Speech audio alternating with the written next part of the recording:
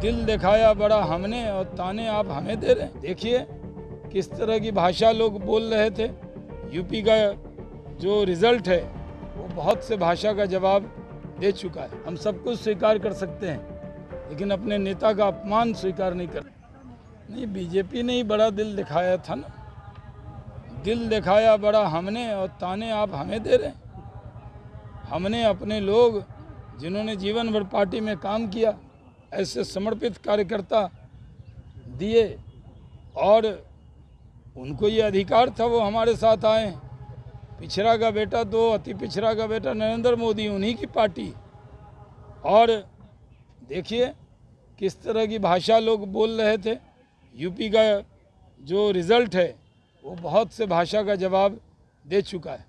आप लोग को सुबह सुबह बधाई भी दे रहे थे, मुकेश सहनी कह रहे थे कि हमारे सहयोग से ही अब नंबर 1 पार्टी बन रही है। उनका कहना था कि हम जो भी जवाब देंगे अब अमित शाह को देंगे, यहाँ हम उन्हीं को जवाब देंगे। मतलब बिहार नेताओं को छुटभैया नेता बोल मेरी रहा बात है। उन्हीं से होती है। बिहार के नेता को छुटभैया नेता भी कह रहे हैं। देखिए हम लोग तो छोटे ही कार्यकर्ता हैं, बहुत छोटे। भारत रत्न अटल बिहारी वाजपेयी के कैबिनेट में भी काम किए, तब भी अपने को कभी बड़ा नहीं माना। अगर कोई बीजेपी के नेता को छुटभैया क्या, जब हमारे जो नेता मोदी जी, योगी जी और अमित शाह जी को जो गाली दे सकता है वो बीजेपी के नेता को ये शब्द कह रहा है तो कम कह रहा है। क्या क्या नहीं कहा, क्या क्या नहीं हमने सहा। हम सब कुछ स्वीकार कर सकते हैं लेकिन अपने नेता का अपमान स्वीकार नहीं कर सकते। मंत्री पद से इस्तीफा देंगे क्या? मंत्री पद कह रहे हैं कि मंत्री का विशेष अधिकार है। विधायकों ने उनका साथ छोड़ दिया है, क्या उनको नैतिक अधिकार है कि वो मंत्रिमंडल में बने रहें? नैतिकता जो शब्द है वो जो इस पर चलता है वही उसका डेफिनेशन दे सकता है। नैतिकता दूसरों के लिए नहीं होती है, खुद के लिए होती है। इसी को नैतिकता कहते हैं। लोगों के लिए खुशी की बात है कि हम लोग पिछले विधानसभा चुनाव में 120 सीटों पर हम लड़े थे और राजद 140 लड़ा था और वो 140 लड़के 75 जीता था और हम लोग 120 लड़के 77 जीते थे। जो हमारा गठबंधन था और हमारे ही लोग अलग सिंबल से लड़े थे लेकिन उन्होंने कभी भी बीजेपी नहीं छोड़ी थी। उनका सिंबल अलग था लेकिन दिल तो हमारा ही था, लोग हमारे ही थे।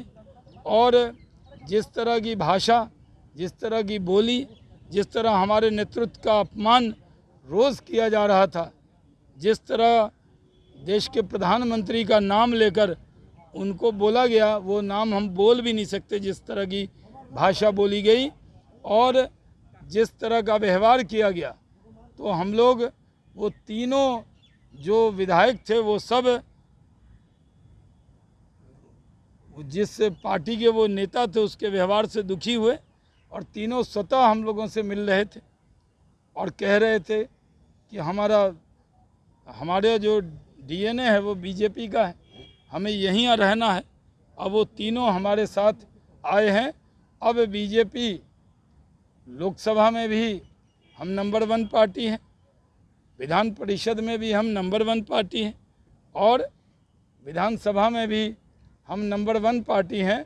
ये जो नंबर 1 पार्टी का ताज पहने राजद के लोग घूम रहे थे, आज वो ताज भी उनके सर से हट गया है और वो बीजेपी के सर आ गया है। हमारा गठबंधन बहुत मजबूत है। नीतीश कुमार जी के नेतृत्व में ये सरकार पूरे 5 साल चलेगी और विकास के पथ पर डबल इंजन की सरकार आगे मजबूती से काम करती रहेगी।